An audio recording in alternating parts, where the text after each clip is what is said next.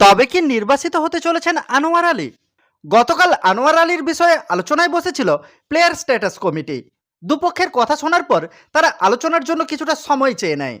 আজ পিএসসি জানিয়েছে যে আনোয়ার আলীর চুক্তিভঙ্গের প্রক্রিয়ায় অনিয়ম রয়েছে। কোনো বৈধ কারণ ছাড়া এভাবে চুক্তিভঙ্গ করা যায় না। কিন্তু তার মানে এই নয় যে মোহনবাগান তাকে জোর করে আটকে রাখতে পারবে। যদি আনোয়ার অন্য ক্লাবে খেলতে চায় তবে মোহনবাগানকে তার জন্য এনওসি দিতে হবে। তবে নিয়মভঙ্গের জন্য আনোয়ার আলী 3 থেকে 6 মাসের জন্য নির্বাসিত হতে পারেন।